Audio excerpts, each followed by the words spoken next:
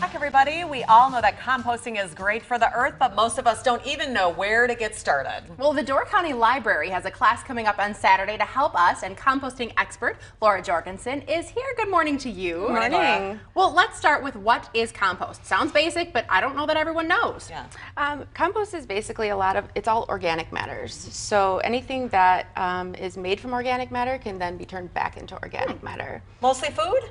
Food, well, and we'll show you a whole bunch of different stuff. Some things that people don't realize that they can recycle or compost into their bins. So. Okay, well, let's get the process started and talk a little bit about some facts that you brought with you. Okay, well, I came across some really interesting facts. Average Americans actually produce about 6 pounds of food waste every single day, or waste in general. About 1.5 pounds of that is recyclables. Okay. And the rest of it, 4.5 pounds, is actually organic matter and biodegradable. So we're throwing a lot of stuff away in the landfills that we could actually be recycling into the ground. So if you throw away an average of 1.5 pounds of food scraps every day, a family of 4, that equates to a ton of organic waste in a year. Wow. That's a lot going into the landfills that we don't need to send there. So, and if you cumulative over the entire nation, over 50 million of tons of organic waste goes into landfills.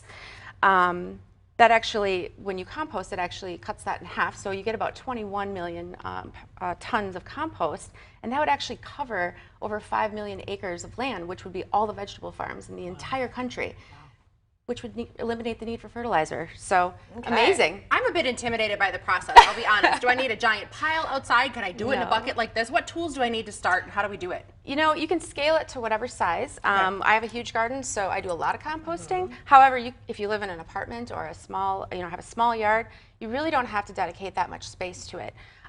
My favorite way of doing this, and to explain it to people, is to do a bin system. Okay. So you can just take any plastic bin that you might have around your house. With a top, we're not going to want to snap the top on tight though, because we don't want to keep the oxygen out of the bin. Oh, okay. What I do suggest though is that you would drill holes in the bottom of the bin and around the sides, just in case it does get a little wet. It can seep, but also to get the air inside. This is you're obviously keeping outside. Mm-hmm. Yeah, you're going to want to keep this outside in a sunny place. All right, you're going to put us to work. What are we putting in our bin this morning? Today we are going to put in some compostables. And I will have you guys just start dumping in. Now, one thing about it, it's kind of like a recipe. So we have to add our ingredients, but we're actually going to layer our ingredients. Okay. You don't want to just dump a lot of one thing in, because it's not really going to do much. You're going to want to integrate things. So these are all things that are compostable. This is my secret ingredient that we're going to keep for the end. Okay. So if you guys want to start, we have different paper shreds, newspaper, white papers. They can all be shredded up.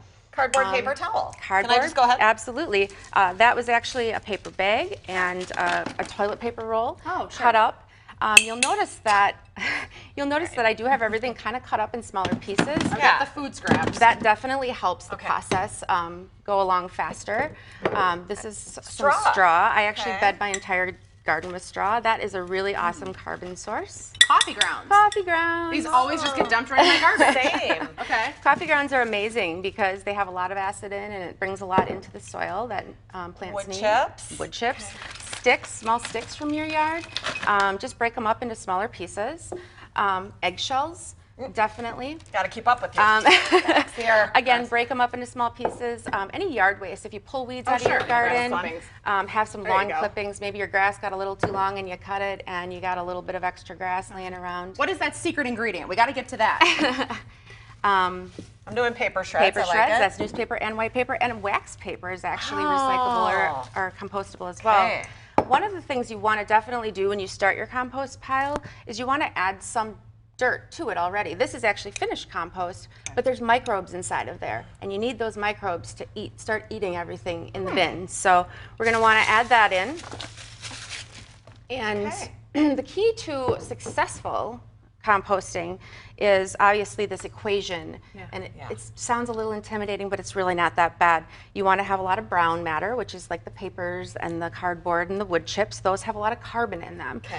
You want to also have some greens, which includes your food waste, your lawn clippings, weeds, things of that nature. That has a lot of nitrogen in it. Okay, well, you know what? You can I mean, we could go 10 minutes on this Yeah, one interesting, project. really interesting. But this is just to give you an idea of what's happening on Saturday at the Door County Library. And it's happening from noon until 1, that is, and it is free. You can attend it with your family friendly, so your kids can get involved in the composting process. You can find more information out by giving a call to 414-507-3663. Or on Facebook, the Door County Seed Library. Do we have to register ahead of time, or can we just come? Nope, just show up. All right. Bring all your friends. All right, thanks, Laura.